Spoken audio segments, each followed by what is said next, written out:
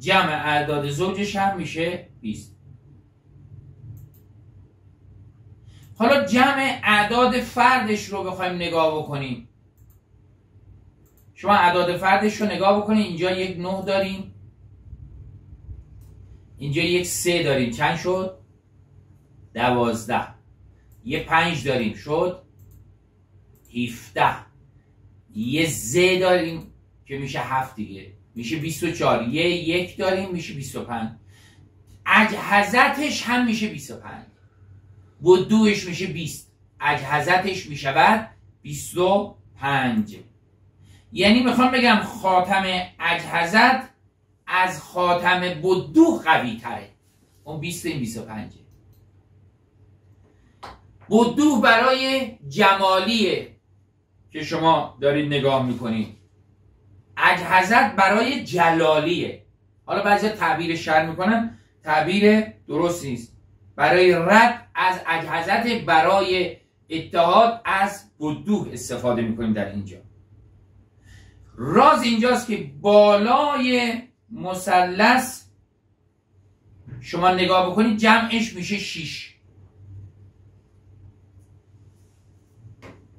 ببین اینجا شما نگاه بکنید، یک تو این قسمت شما نگاه کنید جمع بدویش در اینجا 2 و 4 داریم میشه 6. خب اینجا ما هم 6 داریم هم 9 داریم. در مثلث اصلا گفتیم قاعده 3 و 6 و 9. شما هم اینجا عدد 6 رو میتونید ازش در بیارید، هم عدد 3 و هم عدد 9 رو.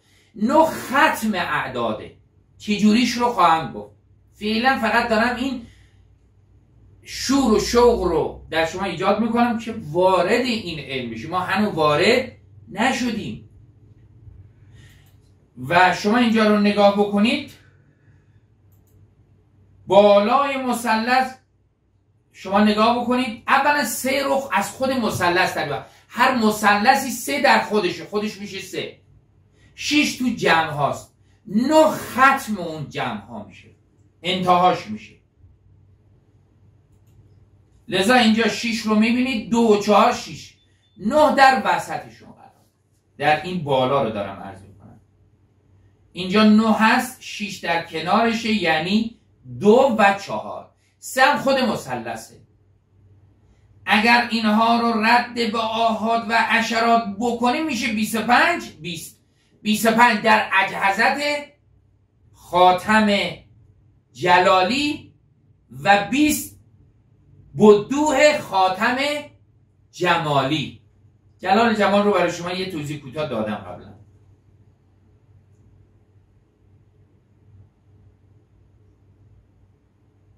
و جمعش هم نگاه بکنید، ختمش میشه 45. 15 15 15 3 تا 15 میشه 45. 45 عدد حضرت آدم علیه السلام. خب 15 15 15 این رو شما دارید میبینید. جمع مثلثات کلا میشه 45. جمع مثلث میشه 45. و این 45 هم خودش برمیگرده به 9 و این خاتم ما خاتم 9. عدد 9 درش هست. لذا یکی از کاملترین اوفاقه، چون به 9 برمیگرده. برای امور جلالی گفتیم از اجهزتش استفاده میکنیم. امور جلالی شما نگاه کنید، این میشه اجهزت، به این شکل میشه. از خاتم اجهزت است. برای امور جمالی و رحمانی و اتحاد، اتصال، به هم رساندن دو تا به حلال، برای رزق، روزی، برای موقعیت خوب، برای شفا، هر چیزی از بدوهش شما استفاده میکنید. میبینید؟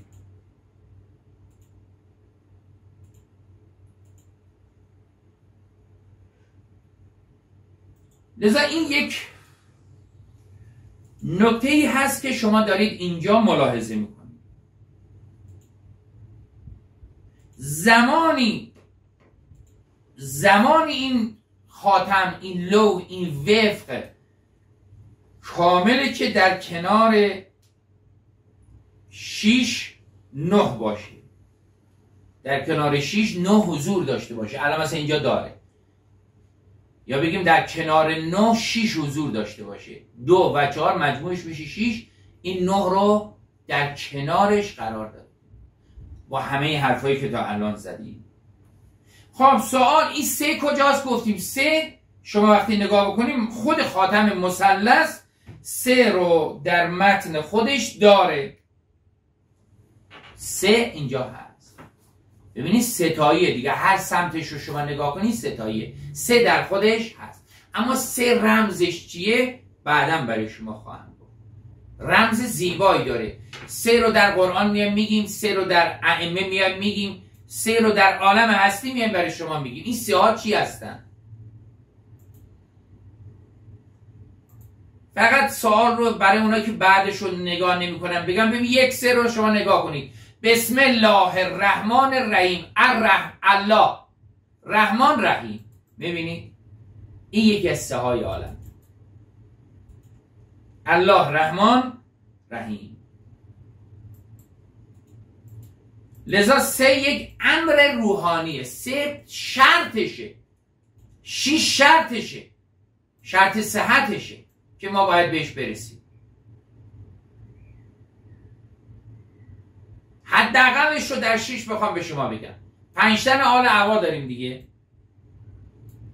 5 تن آل عبا داریم. پیامبر عظیم الشأن صلوات الله علیه و آله و سلم. امیرالمومنین 2. فاطمه زهرا سلام الله علیها 3. حسنین امام حسن امام حسین چند تا شدن؟ 5 تا. به علاوه امام سجاد علیه السلام می شود 6. لذا لقب حضرت سجاد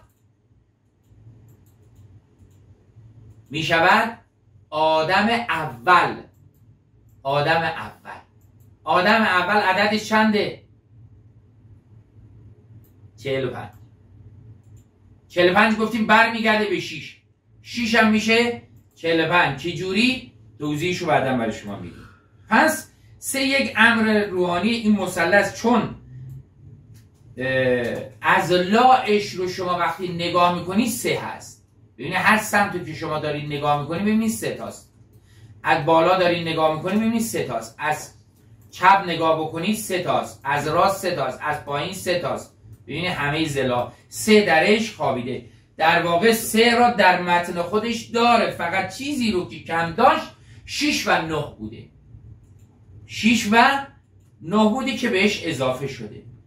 اما در امور روحانی ما به یک 4 هم نیاز داریم که حالا 4 رو در مربع در اسرارش ما میگیم.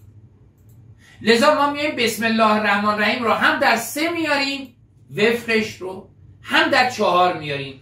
چی جوری اینها رو درست میکنیم؟ انشالله جلسه بعد. پس یک قسمتی از این مباحث رو سعی کردیم برای شما در حد خیلی کوتاه، خیلی مختصر اینجا به شما نشان بدیم.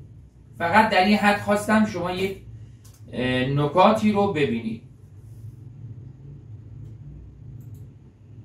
خب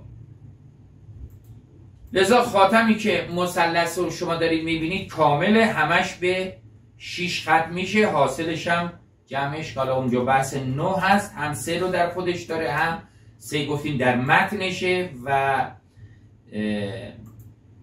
6 رو هم در خودش داره. من وقتی این مثلث رو میخوام اجرا بکنم، این مثلثی که شما میبینید مشهوره و منسوب به غزالیه و حالا اون اعداد رو اونها رو درش خلق میکنید. اول در خودش خلق میکنید 3 در 3 که میبینید که یعنی حالا چی هست، اون تفکر، تمرکز، انرژی، اون فرکانس، اون ارتعاش، همه این روح عملش رو درش باید بدمیم که اسماء الله هست. اینها رو بعداً به یک زبان ساده و روشن برای شما دوستان من این رو مشخص بکنم. خب اینم یک نکته‌ای بود در این اول بحث، باز برای شما توضیح دادیم. انشالله اینها رو یه آشنایی پیدا بکنیم تا برسیم به اون مبانی و مباحثش انشالله. و السلام علیکم و رحمت الله و برکاته.